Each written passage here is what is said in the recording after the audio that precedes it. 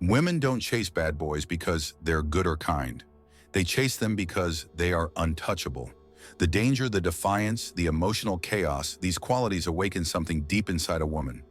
The bad boy represents what's out of reach, what's forbidden. He's not predictable, he's not easy, and that's exactly what makes him so irresistible. In a world where stability and reliability are often praised, the bad boy stands out as the exception. He doesn't follow the rules. He does things his own way, and that's what draws women in. The more distant and mysterious he is, the more she wants him. The chase, the struggle, the desire to get through to him, this becomes the ultimate attraction.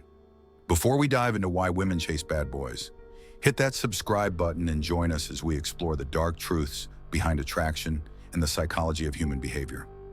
Let's challenge the conventional stories and uncover the hidden forces shaping our relationships. Arthur Schopenhauer, the philosopher known for his harsh truths about human nature, understood this better than anyone. He believed that attraction isn't about kindness or fairness. Instead, it's driven by deeper unconscious forces inside us that we don't always understand. Schopenhauer argued that we're drawn to what we can't easily have. Women don't go after bad boys because they're good for them. They go after them because these men represent everything that's hard to get: a mystery, danger, and excitement. Schopenhauer, who wasn't afraid to confront uncomfortable truths, saw desire as something far darker than we often care to admit. He believed that human attraction was driven not by reason, but by the will and unconscious force deep within us, often beyond our control. Schopenhauer understood that we don't choose what we desire based on logic. Instead, our desires are shaped by deeper irrational forces that we can't always explain. According to Schopenhauer, desire is not about finding something that is good for us or will make us happy. It is driven by an unconscious urge to fill a void, to chase after what is missing inside us. And this is why women often find themselves chasing the bad boy, the man who is emotionally distant, unpredictable, or even harmful. He represents something that can't be easily obtained, and it is precisely that unavailability that makes him so alluring. Women are not always aware of this process. They might think they are falling for a man because of his charm or confidence, but Schopenhauer would argue that what is truly driving their attraction is the sense of the unattainable. The bad boy embodies what is out of reach, what seems forbidden or just out of grasp. And this sense of distance, this challenge, sparks a desire that devotion or loyalty simply cannot. This desire isn't rational. It isn't about what would be best for a woman's happiness. It is about filling the emptiness inside, about chasing after something that feels larger than life. The more elusive the bad boy is, the more intriguing he becomes. The chase itself feeds desire, and women can find themselves addicted to the pursuit of someone who may never fully commit. Schopenhauer's philosophy offers a cold but important truth. Our desires are not always in our best interest. They are driven by something deeper, something harder to control, something that often leads us toward the very things that can harm us. The charisma of the bad boy isn't just about rebellion or defiance, it's rooted in something much deeper. Women are drawn to bad boys because of the power of rebellion. These men break the rules, ignore the norms, and refuse to conform to society's expectations. And in a world that constantly demands compliance and predictability, this defiance becomes magnetic. Rebelliousness at its core represents freedom. It's the refusal to be controlled, to be predictable, to be tamed. The bad boy doesn't ask for permission, he does what he wants, when he wants. And for women, that unpredictability is intoxicating. It represents a world beyond the confines of daily life, where every moment is filled with possibility and excitement. This is where Schopenhauer's insight into human desire comes to life. Desire isn't just about attraction to a person, it's about the unconscious pull toward what's unavailable, what's elusive, what's unpredictable. The bad boy embodies all of these qualities.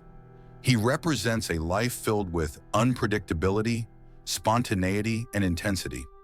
It's not just about the man, it's about the challenge he represents. When a woman chases the bad boy, she isn't just chasing a person, she's chasing an experience, an emotion, a way of living that feels untamed and uncontrolled. The very traits that make him unpredictable, his lack of emotional availability, his independence, his refusal to be tied down, become what makes him irresistible. The more he pulls away, the more she is drawn to him. Psychologically, this taps into the deepest parts of human nature. The desire for something we can't have becomes an obsession. The chase for the bad boy mirrors the chase for freedom, freedom from routine, from expectations, from the mundane. It's a rebellion against the ordinary. And the more a woman tries to capture that freedom, the more it slips further from her grasp, creating a cycle of longing and pursuit. The bad boy becomes a symbol of something larger, something unreachable. And it is that unreachable quality, that mystery of who he is and what he represents, that makes him so dangerously attractive. The more distant and rebellious he is, the more intense the desire to conquer him becomes. Schopenhauer understood something deep about human nature. Desire thrives on what is unattainable. The more elusive something is, the stronger the desire to possess it becomes.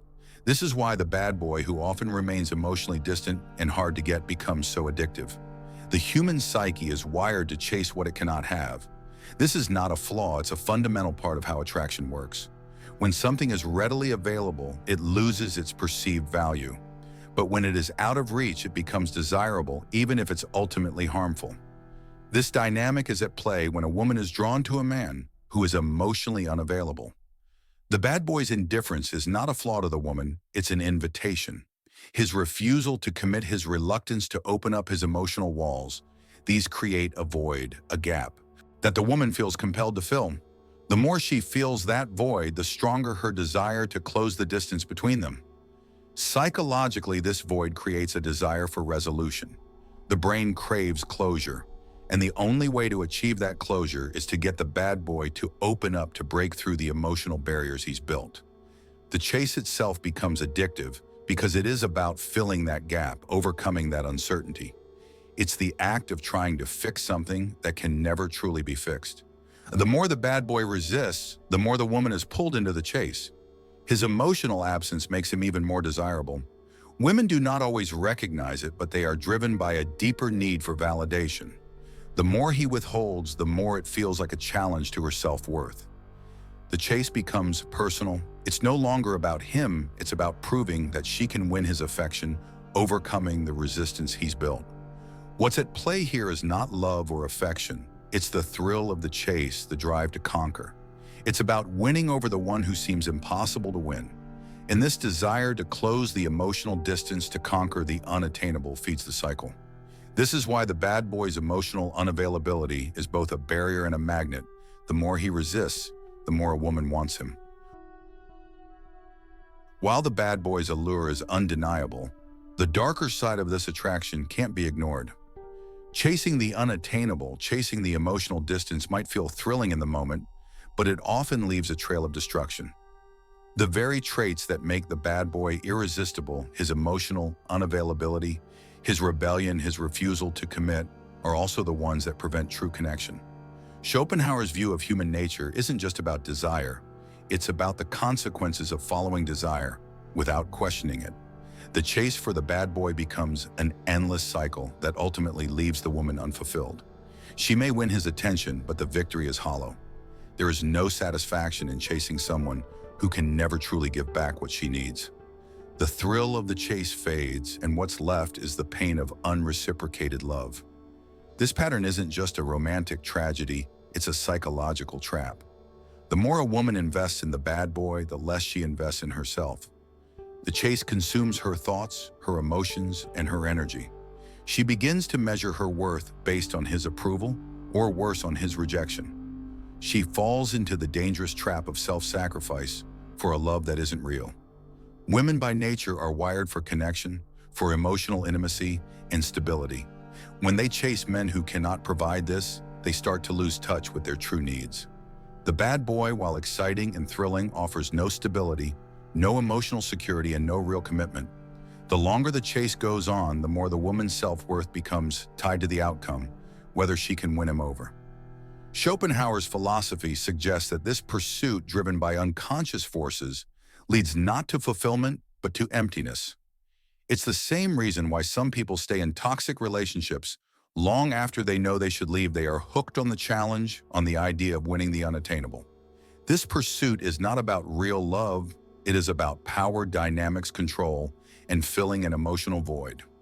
The bad boy's indifference creates an emotional roller coaster.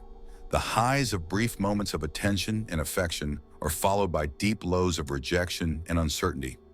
Over time, this cycle erodes the woman's sense of self.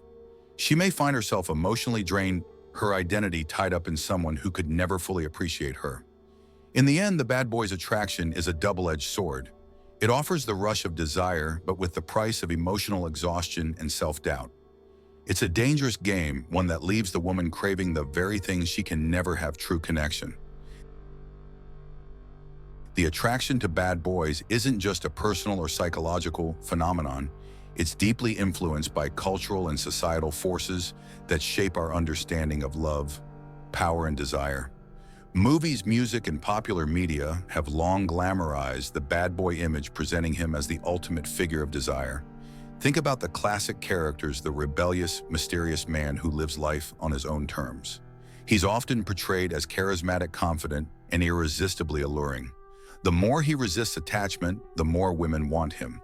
This cultural narrative is powerful, and it conditions how we view relationships. From the movies we watch to the songs we listen to, society tells us that the bad boy is exciting, dangerous, and emotionally charged qualities that make him captivating. These portrayals influence not only women's desires, but also how they perceive their own worth. If love and romance are portrayed as being entwined with challenge, rebellion, and chaos, women are more likely to view those traits as attractive, even if they're ultimately harmful. Schopenhauer's theory can be applied here as well. He believed that we are drawn to what is difficult to obtain, to what lies beyond our grasp. Society's glorification of the bad boy feeds into this unconscious desire. He becomes the symbol of something unattainable, something worth striving for. But this message is subtle.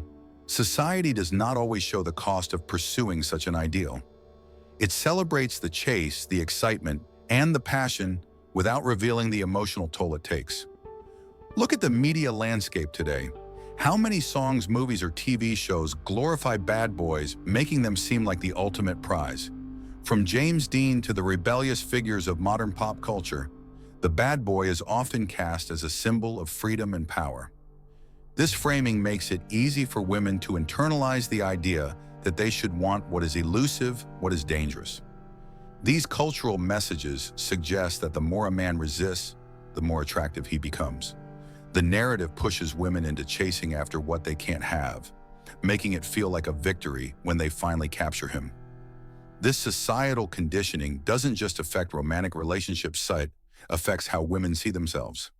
If love is constantly framed as a conquest, it becomes harder to see love as a partnership based on mutual respect, care, and equality. Instead, women may start to view their worth in terms of their ability to win over the bad boy, to make him change, to tame him. The result?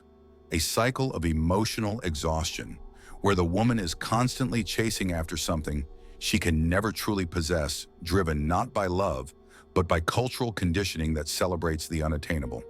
Breaking the cycle of chasing the bad boy starts with understanding the forces that shape our desires.